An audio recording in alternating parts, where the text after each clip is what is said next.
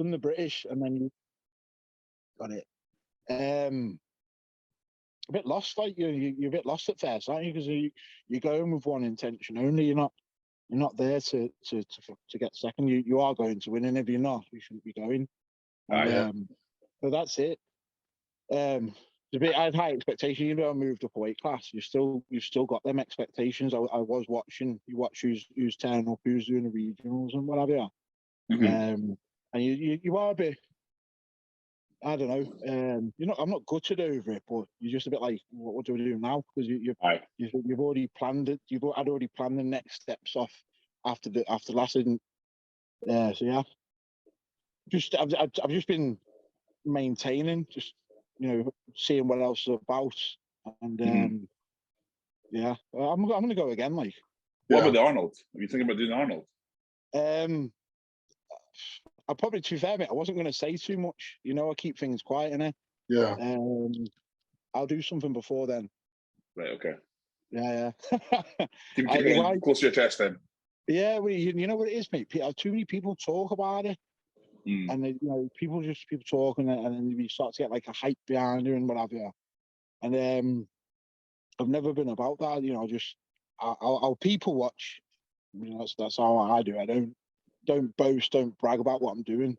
And then I'll just pick something and I'll turn up, like, without any hype behind me, without any expectations from anyone else. I have my own expectations. I don't need to manage anyone else's. Yeah, you know what I mean, that's a good way. That's a good way of applying yourself. I think there's not many people that will actually do that. So I think it's different when, like, obviously you can have the confidence, but when you actually start like bigging yourself up and speaking about it, you can still have that confidence, but it also turns like a bit of arrogance. And I think by the time you get to stage, you've hyped yourself up so much that fucking, even though you don't let things get to you, it is getting to you because you've put yourself in such a squirrely way to win this, and everybody's thinking it, and then it's like, you may not be thinking at the time, but it is in your head. It may not happen for you. The best is to keep it quiet and just turn up on the day and shock some people. It happens. You know what happens is when you announce what you're doing, obviously regional you can hide. The British you can't hide, make people know you're coming, don't they? And then they start getting like people on Instagram putting posts up, who's going to win the British and that and the other, and then names get pulled into it, and then you start like, there's comparisons are made and whatever. And obviously it's not really down to people on Instagram. You are flattered when your name's mentioned, aren't you? But it's down to the people. It's down to the judges on the day, innit? Yeah, 100%. What to do is, mate, it's like we haven't really introduced the show. So what I'll do is I'll do a quick introduction. Yeah. And then I just started recording there. So my God. What episode? 33.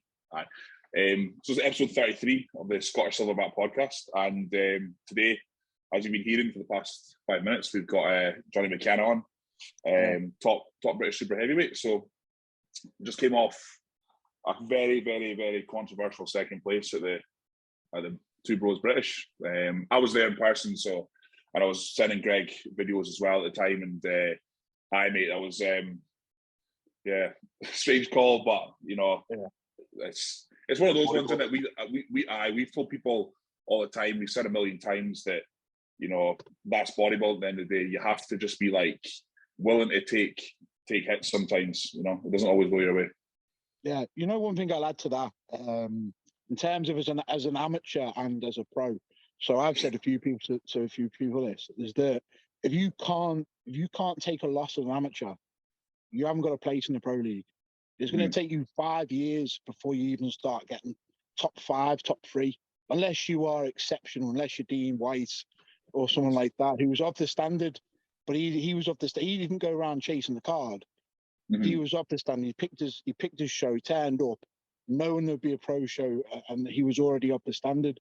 But as I say, that's something I believe is that unless you're willing to take the loss as an amateur, you don't deserve to be a pro.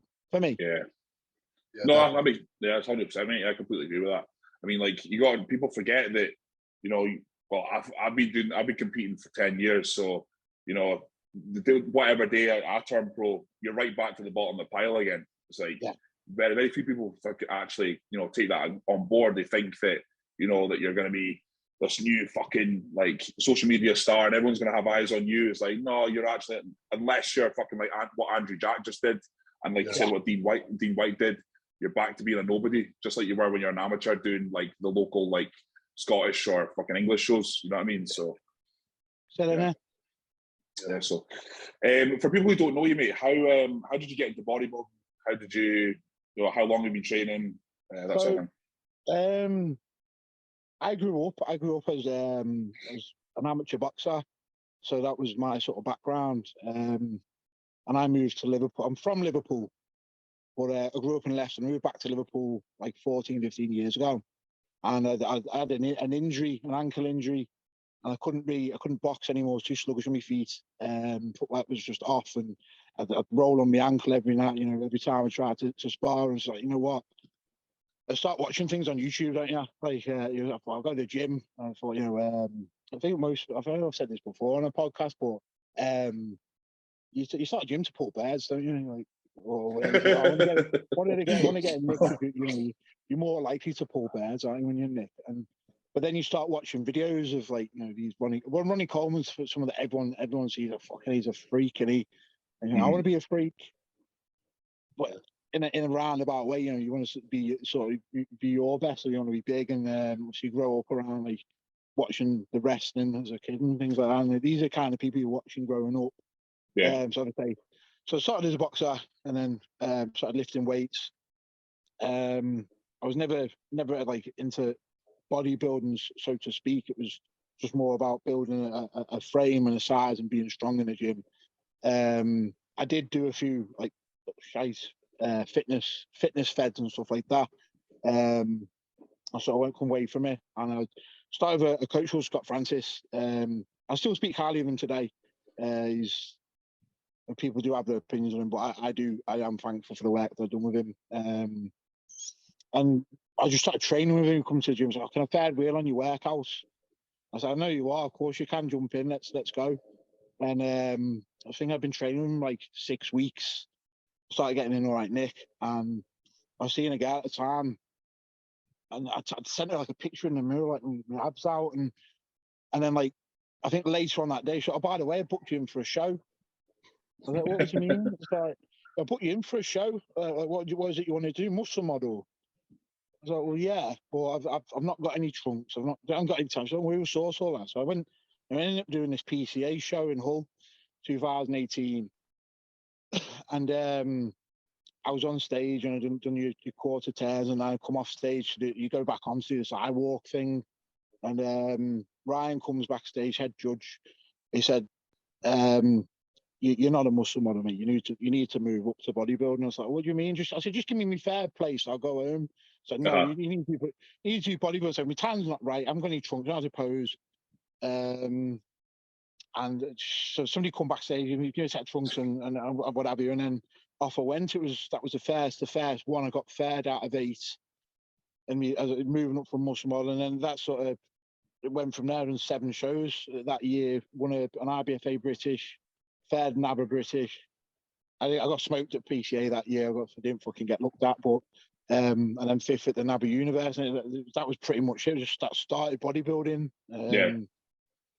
And then since then, it's just been improving. So I might actually might be okay at this. Okay. And that was it. You just slowly increase and improve from there, don't you? Yeah. How old are you? You don't mind asking. What's that? How old are you? I'm 31. Okay. I've got some grey hairs in my beard, but yeah, 31. Well, I've got fucking heaps, mate. Don't worry. At least you just still got your hair. Let's have comb on back. Oh, fuck, I want just. No, we know that in the past season you won the British Supers, the British Heavyweights last year, didn't you? Yeah. And then you moved up to weight class. There's not been in recent history. I can't think of many guys that have actually done that. So, like in terms of going from the heavyweight to super heavyweight, what did you do? Did you push up immediately off the back of that show, or how did you how did your game plan go off that? I'll be honest. Like actually, the year before was possibly even more extreme. I went from light heavy to heavy. So it was just, and that was an increase in 40 pound in stage weight in a year. So I went 40 pound, 20 pound this year.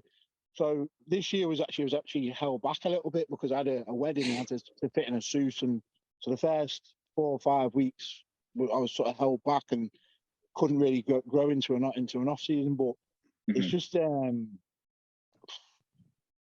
didn't do anything special, anything different. I wish I could give this like magic potion or this different workout. It is just the grit and the boring things of going, right, okay, go straight back. The same plan I was on prep, but more of it. Obviously, take some time to reset, come off your cycle and whatever. And then so working with Tom, and he sort of just controlled that and keeping an eye on it, and slowly push up, pull back, push up, pull back, and there's nothing crazy. If anyone wanted to do the same, they can. It's just treat your off season the same as a prep. It's every meal has to be accounted for. No, can't be a gobshite fucking eating cake every day. You just can't. Your gear has to be sensible. You can't burn out with massive doses of gear. I think the higher gear for me is better on prep than off season. And your training, to be honest, my training's been very different this time around. I would say that people, when they speak of my training, is more like, big deadlifts, big squats, the big hack squat that they've done in the past. And I've sort of reined back on that a lot, to be honest. And that's basically Tom. For anyone who doesn't know, Evolution Training, he's my coach, Tom Hames. Basically said, just stop being a gobshite, because you're gonna fucking tear something. You need to start training smart, and that's it. It's been a completely different approach this time. He pulled squats out. I got 380 deadlift up to my knees.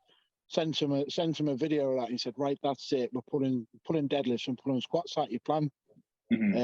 When I train, I think I've watched you both train. You're both high intensity, you lift heavy, and to be fair, we need to train at some point, because I think we probably train quite similar.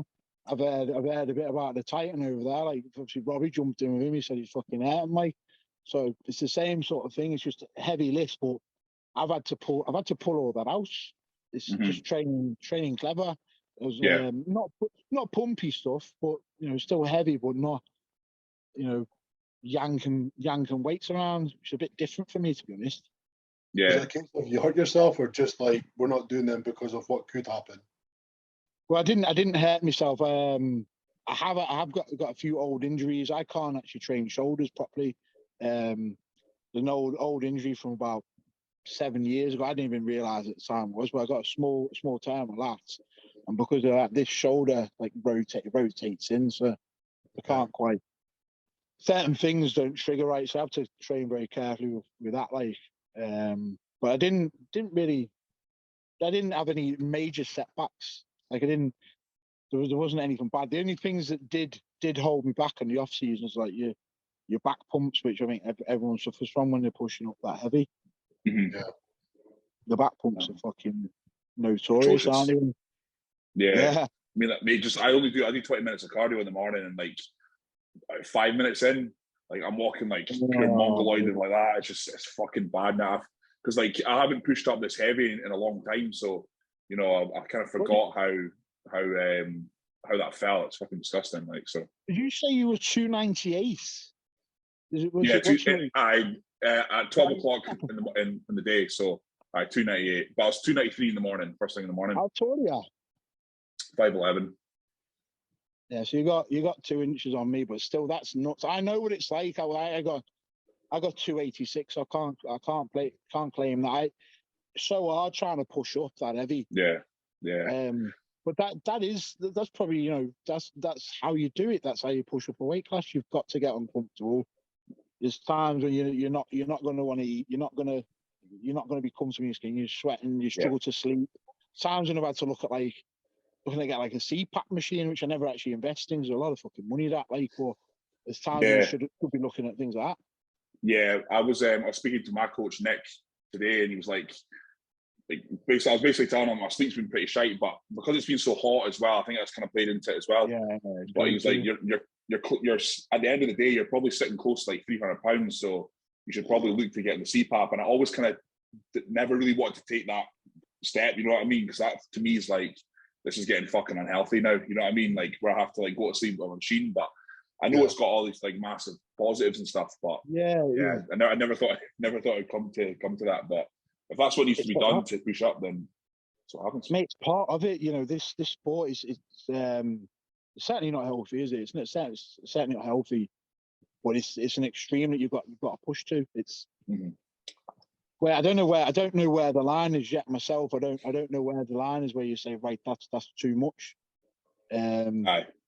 It's, as I say, it's not just with regards to substances. It's the exertion on your body of how you're training, your quality of sleep. When it starts to affect your career and things like that. I've obviously changed now. I used to work as a building surveyor, so I've obviously changed paths now. I'm coaching, but when you're investing that much into your bodybuilding, everything sort of takes a back step. Like even your coaching, not with regards to the quality of delivery and what my coaching service, but in terms of like expanding your business, things like that. You stop chasing that because you focus on development elsewhere.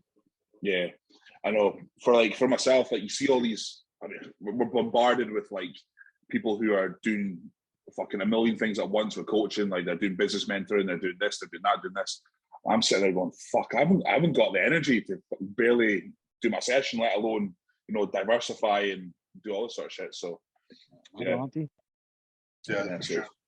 What you just touched on there, though, of the extremes, like me and Andy have spoken about this before, and it's like people nowadays think they're going to get to like our size or like a great level with like tiptoeing their way around things by pulling back every 6 weeks, being very reserved on certain types of drugs. Don't want to push too hard in case they blow their stomach out, and it's like, fuck off. Like if you want to go to these extremes, you're going to have to make some sacrifices here. There's things you're going to have to do that are not exactly healthy, but that depends on where you want to be. Obviously, if you don't want to be where we are, you're not going to be able to do these things. There is definitely that. One thing I noticed, I will comment on, is there's a lot of pussy boys about when it comes to training.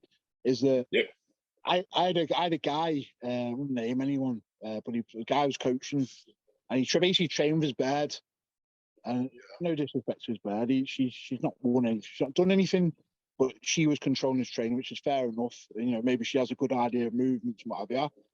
The guy was about maybe 10.5 stone, and he basically said to me one check, and he was like, "Oh, just having a deload after my this is all." It went over my head. He said, "I'm having a deload after my 4th week training block." I said, "Fucking what? What's the training block, mate? What's the training? What's the fucking training block?" I said, 4-week training block. And I said, "I've never heard that one, mate." I said, "Why are you having a deload?" He's like, "Oh yeah, because I do it every 4 weeks." I said, "Well, you still look the same now as you did fucking 6 months ago. So obviously you fucking pussy boy, fucking deload shit ain't working. You've got to push." Yes, but people like yourselves, you're pulling 300 kilo off the deck, and you're squatting heavy, 9 plates, 8 plates, hack squats. Yes, you are going to have to take a deload. But are you fucking doing like a plate aside with 6 bands around it? Like, it's the thing. Like, I think anyone that they have like just a sniff of fatigue, and they think that's it. Oh, back off. You know what I mean? It's like, the push, fatigue, back off. Push, fatigue, back off. It's like they never ever push their body into that zone. But it's reflected because I think all the top supers just now in the UK. Like, we're some of the hardest fucking trainers in the game. Like, you know what I mean? And I think that's testament to that level of size and that level of development. You know what I mean? Like, you cannot get that big without taking some risks, pushing yourself in terms of training. Like, there was this past week. Yeah. So. Well, go and look at, we know everybody's names. Go tell me one person in the supers or even a good heavy that does fucking deloads every 6 weeks. Go give me one name. Nobody. Yeah. They all fucking train hard. They all go to the limits. There's nobody complaining about feeling fucking fatigue all the time. They need to have a little fucking pullback or whatever. They're training hard and they're going to the extremes. Yeah. It's all about that fatigue management nowadays. I know. Fatigue management. Healthy. It's the reason why you look the way you do. That's it. Yeah. 100%. I still stand by you're not going to build that dense tissue without like proper hard training. There's just no way unless you're an absolute freak. This Quite is a few people have reposted Dante Trudell's comment. It says, "If you want to see the greatest human study ever done on acquiring muscle mass, here it is. Go to your gym tomorrow and note down all the girls and guys you see in your gym every single day, lifting the same comfortable weight and never pushing the envelope. They looked the same last year, didn't they? And the year before, and the year before that. Your answer is to do everything the exact opposite, as they have proved it doesn't work." True. But yeah, fucking how much of the gym population in the UK still just go through fucking motions? You know what I mean? It's an excuse they don't want to train, or they probably think they want to train hard, but they don't. They don't want that pain. They don't want to go to the extremes or push themselves to the point where they're dripping in sweat, soaked through, tired the next day, feeling sick. They don't want to do that. So they're looking for excuses to tiptoe away around it. So, got a couple of questions for you, mate, from Instagram. Unless, Greg, you got anything to add before I do this? On you go. Yeah. So Dan Bastick asked, when does him, Greg, and you go for a deadlift session, and who takes the win? I'm a bit offended I've not been included in that conversation, but okay. So I was lagging a little bit then, mate. I'm sorry.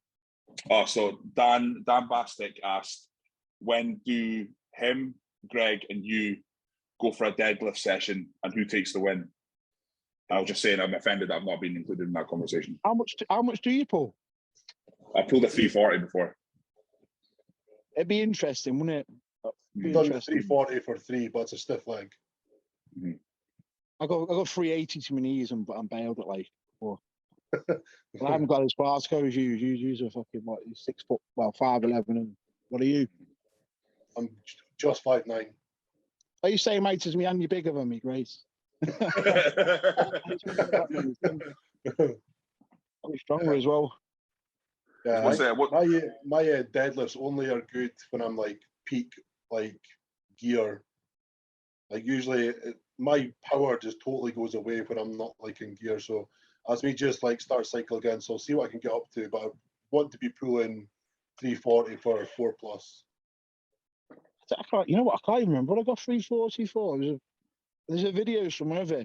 I'm better across.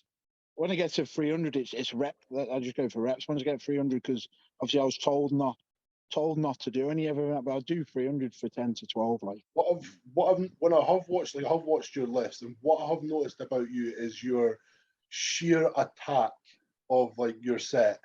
Like you just go into it and go fucking apeshit, and just you're pulling dead, but it's fucking coming off the ground. There's no stopping you. It's not like if you watch Dan pull, it's like almost methodical watching him. You'll make sure everything's in the right position. You'll lock your shoulders back, and it comes up like smooth.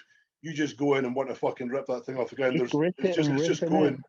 Yeah, it's the same when like you watch like your heart squat. Like you're moving the fucking machine across the gym. It's like you're just absolutely giving everything to those reps.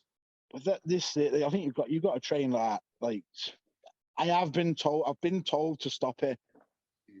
I have been told, and it is hard because I do like that style of training, but I've been told to stop doing it. Maybe in the off season you probably can't train as much like that on the arse end of prep, but so I've been given a shisha. So crack on, mate. Crack on.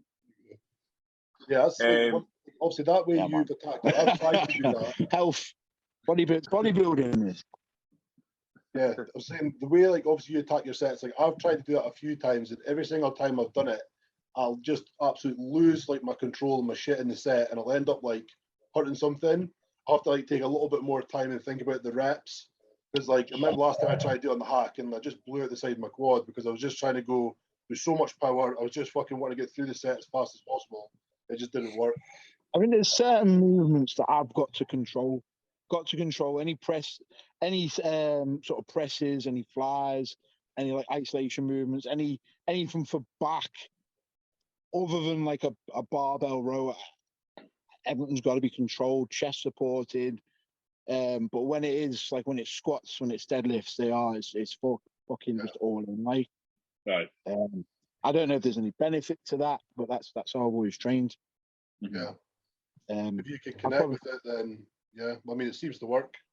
I mean, I don't know if I connect with it. I've got no fucking hamstrings, but I definitely moves. The weight moves, and my back looks okay. So yeah, definitely. As long as it moves.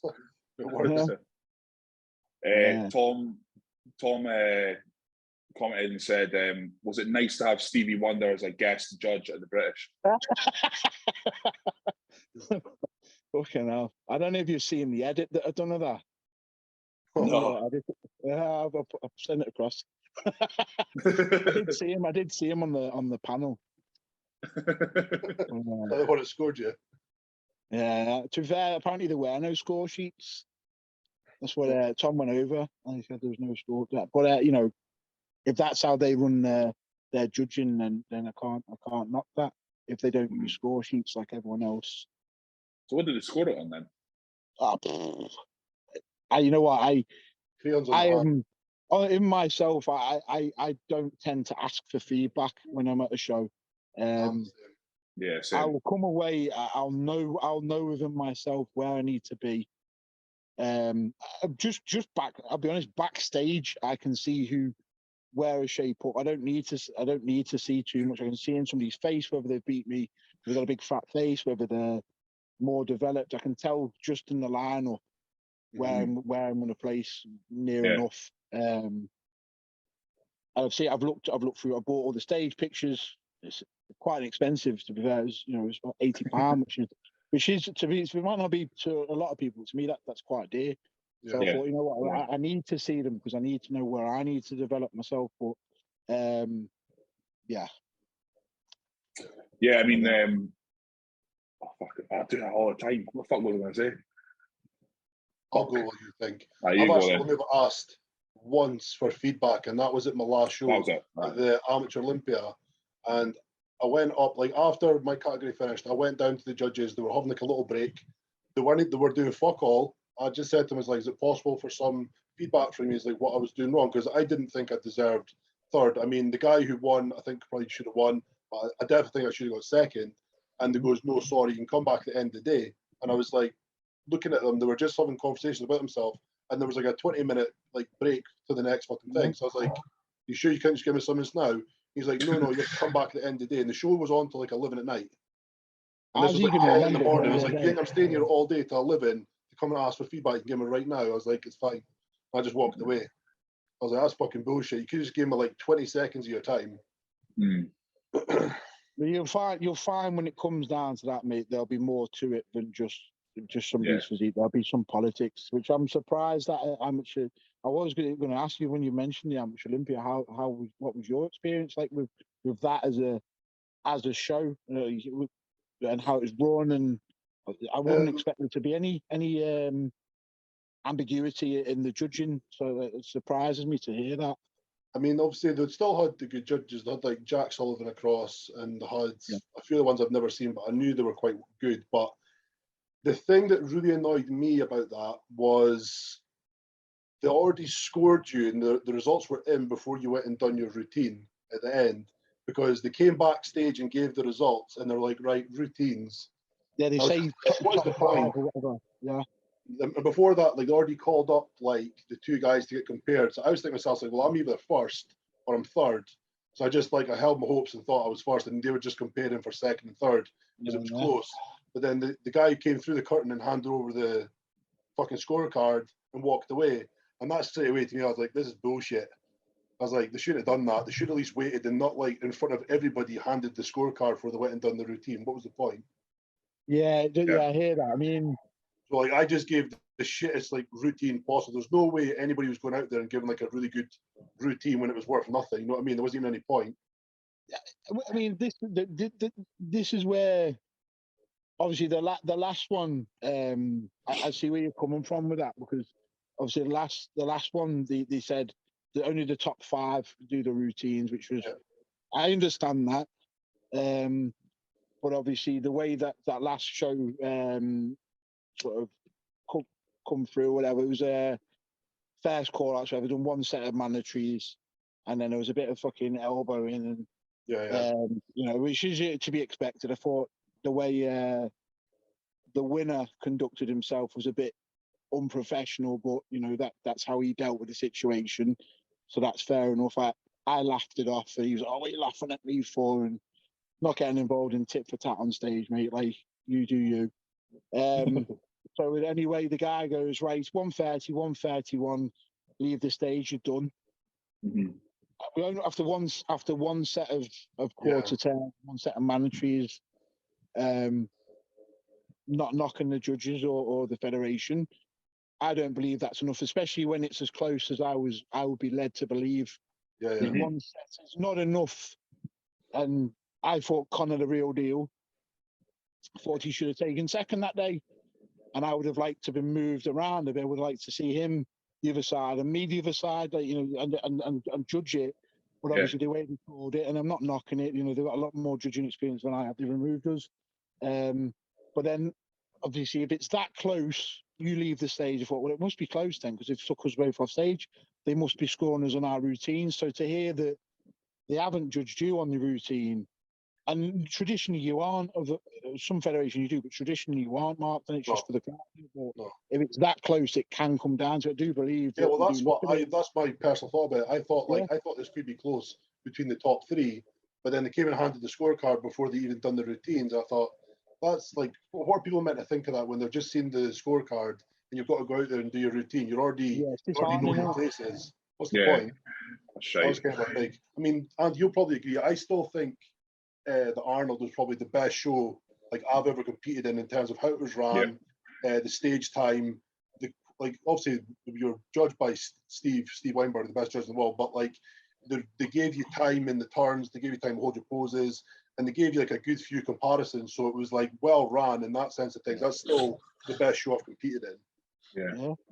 Yeah. I did think at the British it was a bit odd because like the heavies and the supers were like they were like two of the busiest classes, and yet if I was the head judge, I'd have been like, right, let's give this some fucking good time, because like we've rattled through the whole day in about 5 minutes. So let's actually give people who are sitting in the crowd like something to actually watch. And don't get me wrong, the supers and the heavies they were great to watch, but like you said, a wee bit more time just to kind of, you know, see what everyone was up to would have been a lot better. To come through, so as soon as you start, I don't pump up backstage. I'll give it the old, you know, like I won't use dumbbells. I won't use bands, because as soon as I start to pose, I get harder. I made a mistake at the region. I pumped up. I couldn't move, couldn't open up, and you walk out like, look, fucking stays in fucking about to pop, but then I couldn't pose. So, you know, I don't bother pumping. It's just how I've learned to deal with it. Well, as you're posing, you're getting hard, and I would have liked to see that, because as I pose, you're gonna get more detail through your legs and things like that. They just do. That's just how my physique will show. So to not be granted that is questionable. I'm not knocking it. That's how they do it, and they're paid for that reason. But I'm entitled to give my feedback the same way they are. Yeah, no, 100%, mate, 100%.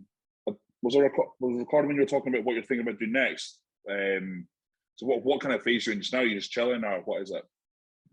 No, I know I'm smoking shisha and looks like I'm on one, but I very much have been back on my diet, and there's something coming up in the next few weeks. What I've got my eye on.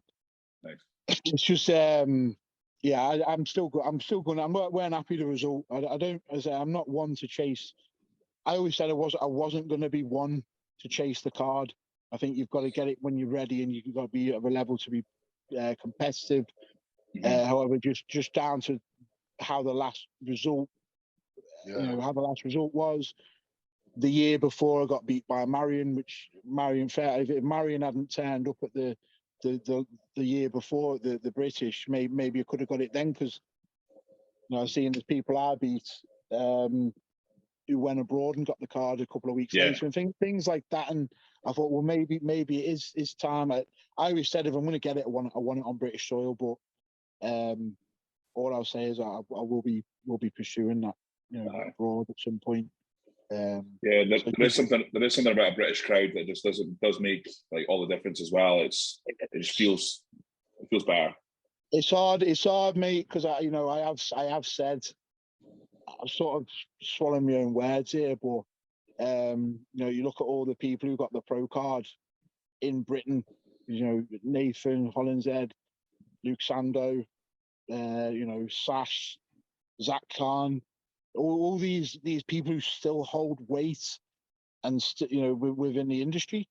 And I did want to be and still want to be one of them names, but yeah, when it comes down to politics, and I believe it's twice it might have come down to politics, or could have been slightly political. I have to look at my other options. That's not bashing anyone. I just think maybe there was more to it. yeah. I don't like to say that openly, but it has been questioned, not just by myself. Yeah, and it's not taking anything away from any of the winners. Mm-hmm. Yeah. But I feel like there could have been a better. It could have been a better judged better and allowed. I should have been given the time. Yeah. Mm-hmm. So I will be looking at a further field. Yeah, I mean, when I did the Arnold US, like there was fucking nobody in that crowd. It was really bad. Like how, I don't know. It obviously wasn't well advertised for people because the amateur in the UK, that was like what 5,000 people or something like that. Like yeah, you don't ever hear that in British in terms of British bodybuilding. But That's yeah, bad, the Arnold US was an amazing experience, but it was the crowd atmosphere was pretty shocking, to be honest, because it was the same stage as the post stage. So you have this huge auditorium and it goes as far as your eye can see. So like when there's only 100 and 150 people there, it feels fucking empty. It just feels shite. Yeah. But you can't do anything about that. But it's I saw my girlfriend there, so that's all that mattered at the end of the day. But it's a shame the way British bodybuilding's gone. I remember days of old NABBA days where you turn up at the Northwest and it'd be wall to wall filled. Yeah, bouncing, and there'd be people with air horns just going off and people like shouting and cheering, an atmosphere, and I've not seen that replicated for 8 to 10 years. I think now though, like we've got so many federations and we've got so many shows. Yeah. We can't go to all of them. So there's only a few. Yeah, it's getting there. You know what? There's ones that I'll just name two that I've been impressed by. The PCA Universe was a good show. The way it was ran, the way it was presented. Two Bros British was much better this year than it was previously. I'll give them that. The whole setup of it. I always give credit to the RBFA. There was Nicola Gilbert does a good show. It's A1 Tanning.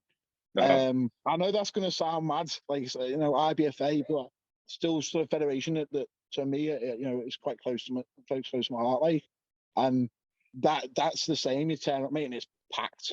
Like, it's not like this. Why is it tied down? Because there's enough of a following, mate. Everyone wants to be a bodybuilder. Yeah, show some support. One of my favourite shows is the PCA Scottish. That's always bouncing. Yeah. So I really enjoy that. I look forward to that just as much as I look forward to watching the Olympia and the Arnold. Like seriously, it's like, to me, just seeing everyone in Scotland coming into like one place is just like, I just love that shit. You know what I mean? So it's really cool. So I get your opinion on the recent Texas Pro. Did you see the results from that? I've seen bits of it. So I've sort of been obviously doing my own thing. I think seeing the winner, and I think that's how it should be done, really, isn't it? Like your pro debut to come out and absolutely fucking walk it, like, and I think for me that's. I'd have thought before, and I thought this could be a turning point for the sport in the look and the finish of the guy's physique that won it. I feel like that could be a turning point for the pro for a new standard of pro. Yeah, because I've seen a lot of people turn up to these pro shows and they look shite. They look, no offense, but they're not bringing the level of condition that some of the old amateurs bring, and things like I don't know if that's down to the drug use or whatever. I don't know, but I feel like a new standard's been set for myself. Mm-hmm. Yeah. I mean, like, to be honest, like I wasn't, even though I stood next, obviously Andrew Jack beat me in America, and like I don't know about you, Greg. I don't know what percentage he was sitting at there, but like he wasn't. That was like, just when you compete against him. Fuck me. Yeah, that was just fucking. He wasn't in condition at the Arnold US. Really? No, he wasn't. No. So I was behind. I was behind him, right? Obviously, getting lined up to go out, and I was like, obviously, he's fucking 40 pound heavier than me. But I was like, from the back, mate, it was just like smooth all the way down, all the way, like. Oh, really? Yeah, but because obviously there's things like he's so dark, like he doesn't need to be super lean. He can get away with that. He wasn't fat, don't get me wrong. And so leading to this Texas Pro, I kind of like counted him out a wee bit because I was like, he seems too laid back to me. I think it's a hit or miss with him. It's like if he nails it, everybody's fucked, and if he doesn't, the door's open. Yeah. So it was like. Yeah, I mean, I still think like I remember. I think it was Ian Oliver said yesterday. He's still got hamstring, glutes, and a bit of lower back to get the condition in, but the rest of it, like, absolutely nailed. Yeah. This. I say I've only really seen all I've really seen is his routine and a couple of stage shots, but I just like what he's done there. It was sort of reminiscent of like Flex Wheeler, hitting the splits and that. That 3D muscle he's kind of got is just ridiculous. Yeah, for that much muscle, mate, to have that kind of look, I think what's this? Because the ones I've seen are in a pair of red trunks. Was this like prejudging or something? This must be prejudging, yeah. You changed his trunks. He looked better at I don't know, it was the night show or something. To be fair, from that in the green trunks, there's a touch to come off, isn't he? Or so he looks harder there to me. But, mate, he's something else. He's something else, like, man. When this is the thing, like, so what I've learned, I've obviously, mate, I'm not fucking comparing myself to these guys because they're carrying 30, 40 pound more muscle. But when you're a super and you're trying to peak and trying to maintain that look, and obviously using things like diuretics and things like that, it's fucking so hard to peak and to maintain that. Once you're ready and your diuretics in, and mate, you're trying to manage your water, your salts. I've got to put food in. And you think, well, I don't know, it's mad. It's a whole so many variables. Yeah, the bigger you are, compared to last year. Even just an extra 20 pound of muscle, trying to peak. He looks class. Yeah, he was. Yeah, that's Martin. Yeah, he was the one I was most shocked by. I did not see that coming from him. Yeah. Did he come second? Second. Yeah, he's second. I was blown away by that. I like the little Dorian Yates. Lat spread. Yeah. He's like very short stature, but like he carries a lot of muscle. Yeah. He was good. I saw videos of him like coming in. I was like, they must have been like deliberately posted later because I was watching him going, no way is he going to be in shape in time. But obviously they were posted way before. So, mate, everything you can take when you're at that level. You got that much muscle, everything can change in a week. Yeah, that's fucking change that really. Exactly, mate. Yeah, exactly. I could miss a meal even now and drop 4 pounds. Like, exactly, yeah. And it'd be 4 pounds sharper. Like it's fucking mad. Yeah. But I'm still learning, man. I'm still new to this. You're a veteran compared to me. I'm still. I still get it wrong, mate. Don't worry. Yeah, it's impressive. It is impressive. The muscle these guys have got, man. It's fucking. It was a good show. Like, I think it's probably stacked. one of the. Yeah, that's one of the best standards I've seen for it. I was standards in that kind of top tier in a while. Yeah, for sure. So this is where I feel, mate. Is that why do they always look sharper at these I don't know if they're qualifiers, but they always look sharper at these shows when they do at the Olympia. Well, somebody said this is the best lighting on a pro stage. The best. Yeah. So sometimes when they see the condition, that's what really shines through their condition because that lighting and the camera hits it well. But sense, to be fair, I don't know if it's just because it is the Olympia or whatever it is, but sometimes you see like only maybe the top 8 look good and the rest just seem like they haven't nailed it. I don't know if that is down the lighting or whatever it may be, but last year that's what I would have said. What I find quite funny was you see the boy who runs bodybuilding without borders. Yes, I said, yes. I was Fair play to him. Fair play to him. But it's fair, I messaged him like because I think he put me on the site. I was like, "Oh, nice one, mate." I didn't think he'd look like that, but he's a nice guy. It looks like obviously he's a bodybuilding fan, and it's nice to see that it's attracted people from all walks, all ethnicities, all occupations. It's nice that it's spread that far and that people have interest. You don't have to be a big juice head with a skillet and a work on the doors to be into bodybuilding. I think that's fucking great. Fair play to him. He's gave like a lot of people a name by just putting them out there on his page, because obviously so many people follow his page, and he just puts out guys he thinks is good and they can promote them worldwide.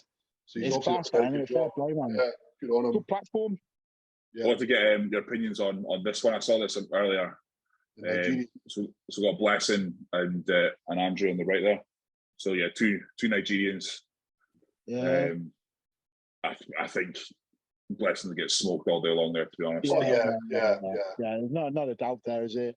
It's we're not taking anything away from Blessing, but it's just a shot. It's just a fucking shot, man. Isn't it? You got to be the thing. You've got to put them next to each other to see, even still, like actually next to each other on the same day, on a stage under the same light, and have a crack. But in that particular shot, it's night and day. But that's what shocked me about when you see him in the lineup. It did look like he walked that show to me. And do you go back in that photo of Blessing and Andrew? Yeah. Can we just like appreciate like how high Andrew Jack's calves are? I've never seen calves that high. Yeah, fucking hell, I never noticed that. They're like big balls, the same as Blessing's actually. It must be a Nigerian thing, but I've never seen calves like that. This is obviously there's two Nigerians. What have you put Samson in the picture there? Yeah, third, yeah. I mean, have you seen that guy, man? Three Nigerians. That must be where the genetics come from, like the good ones. But Samson looks like he's a whole new animal this year. Yeah, he's a big boy. Yeah, man. Show me the way. Might move to Nigeria. Some like Nigerian blood transfusion. Okay, you sent me this earlier. Yeah, that's a big boy. But it's the fact like he's keeping his abs like and everything's so tight. Aye. That must be like, because he was over 320 pounds. That must be like approaching upwards of 325. Mm-hmm. Yeah, fucking madness. He's your America. They're quite high as well. One thing this is where I'm thinking now is obviously you walk off as a super heavyweight, and even if I did or didn't get the card, what do I have to do now to get from where I am now to that? Is it just the same again? It's just Groundhog Day. Every day is Groundhog Day, innit? Yeah. Because, I mean, even if you look at Samson last year, he was nothing like that. Until you found like Milos, you've seen the difference in him in that time. Because he was like, maybe 290 in his off season. Now he's like over 320 in probably the same condition, but just a ton bigger. So there's got to be something they're doing. Someone must know something. They must be like, I don't know. It's the magic potion. There must be a magic potion somewhere. There's got to be. So first, someone's chatting to me about like Psalms or IGF-1. But I don't delve into gear that much. Like I'll just take the basics and I'll let Tom control my cycle. I won't start to, I've just heard about this on fucking this article. Should we try that? I'm not interested. he's the coach. I'll let him do crack the whip. But like there must be something they're doing out there. And you hear about them out in Kuwait as well. What they doing out there? Mm-hmm. Yeah, you just don't know. Obviously, from different areas of the world, we only know we've been taught. And like obviously there is people with like different methods and protocols and whatever it may be, but you do wonder. I mean, Greg, you spoke about like how JP like showed you how to like fucking eat, like the mad levels that you need to take your diet to, and then Patrick kind of showed me like that higher volume kind of works a little bit better with me. So, you know, all these wee things, like,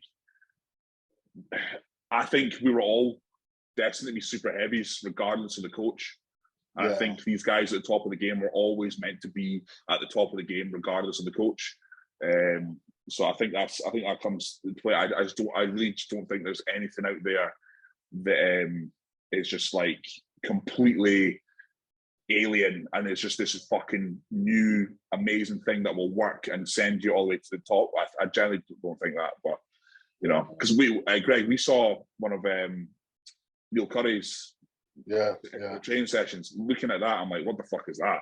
Yeah, fuck. Like, it just doesn't seem how. I just don't see how that's optimal. You know what I mean? Really? Tell me. Yeah, it was fucking like 9 pages long. Yeah, but like obviously, like you said there, like when JP showed me like how to eat, like we know how to train. It's like that saying goes, like you think you train hard until somebody shows you how to train hard. It's like you think you're eating, then like say somebody like Jordan gives you a diet, go eat this, you're like holy shit. And it's like when you start putting that away, you're like fuck me, right? I thought I was eating this is a lot of food, and it's like it's like not just for today. It's like you do it tomorrow, the day after. It's like monotonous. You actually get to the end of the day and give yourself a pat on the back, like fuck yes, I've finished my plan. It's fucking hard going. It's not just like, man, I just like a survival leg session. I've just survived that fucking diet another day. It's hard. Yeah. So I think mine is it's over the years working with Scott and Tom are the two people that I regard the highest. Like Scott was definitely a lot less structured. He was like, he just fucking beasted me every day in the gym. I've never trained like I did with Scott. Like there's things I've done with Scott I'll never replicate.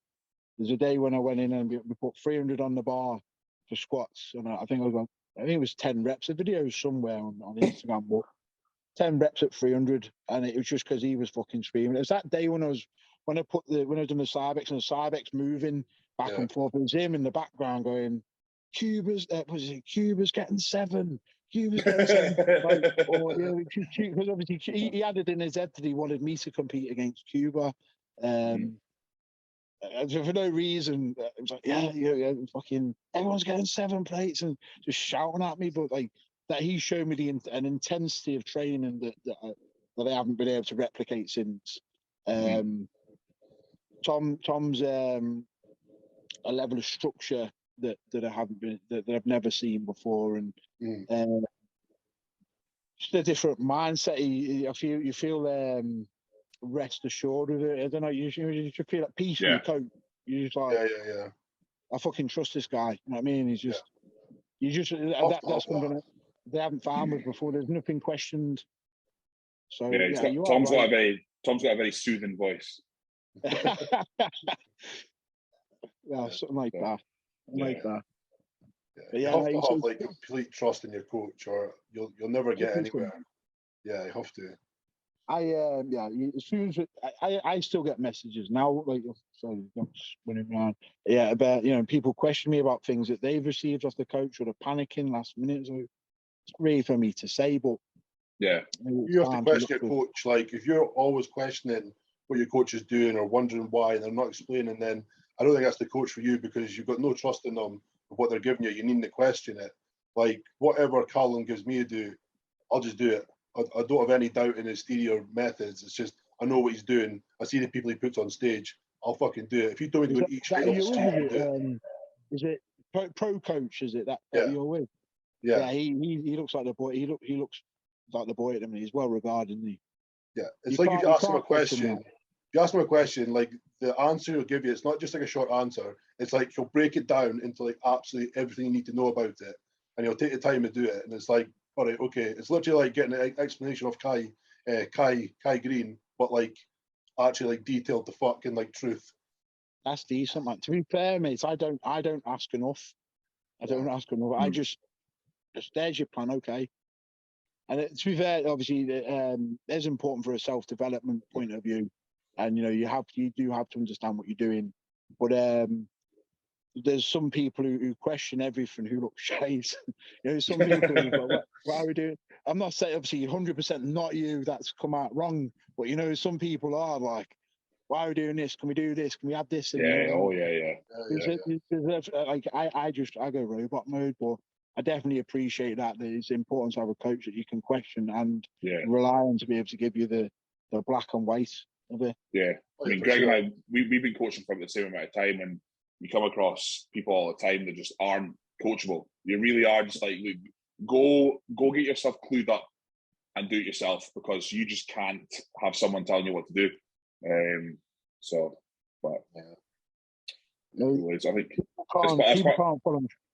Sorry. No, sorry, you go. Yeah, people can't follow instructions, mate. That's the problem. People, not just that. So my mates are in the hot tub flexing. It's waving it out. I don't know how to move the camera. You know, mate, I told you to do the podcast from the hot tub. Yeah, go ahead. Next time we'll do it. I don't know if you got that, but yeah. Next time, I've even got my speed. I haven't got a look at these, look. He's ready to go. Got me fucking speedos on. Speedos to go. I'm not asking me, man. Maybe at the end I'll jump in and do a front double or something. I don't know. Still got it, but yeah. You just got to be able to follow instructions, mate. People can't. It's not hard, People think they know better. Greg, what are you doing with yourself now that Irini's gone, the kids are gone? Kind of lost, mate. Lost. Really? No, we've only left this morning, but I've got like stuff to do this week. It should keep me quite busy. Mm-hmm. Yeah. Like washing and that? No. I need to get... training was a bit of shit last year. I'm kind of hoping a bit better of a training this week. I don't know what was wrong. Just not seemed to be connecting. So it's one of those ones. Shoulder injuries. Mm-hmm. Yeah, so hopefully get them sorted this week and get back to training properly. Nice. What are you weighing now? I was 290 this morning. Okay, so I'm still heavier than that. That's good. I'll take that. But that's me just like, I would say my cycle's kicking in just. So I'll totally start seeing it creeping up by now. You know how you said like, oh, that's Cal put up my carbs to like 940. I text Nick. I was like, carbs up to 940? Question mark. I actually went up again. Did Yeah, I had to put more dextrin in because my weight kept dropping. All right. So it's up like about 960 or something. You two quite competitive against each other. Obviously, from my perspective, you look like the top boys in Scotland. We're the only boys in Scotland. Well, that's so you're quite competitive. But it's like obviously very, very wholesome and friendly. Like obviously we're never bitchy about each other. We'll have a laugh, but like it's good rivalry in a sense. Yeah, it's got to be, man.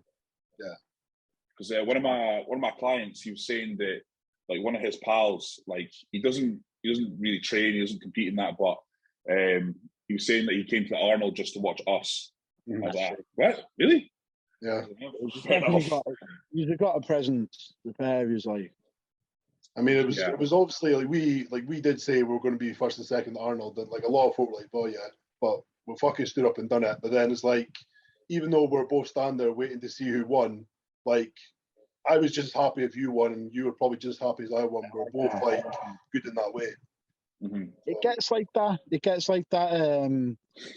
So you know, you're Conor real deal. Obviously, competed against him in the past. He's probably the only person.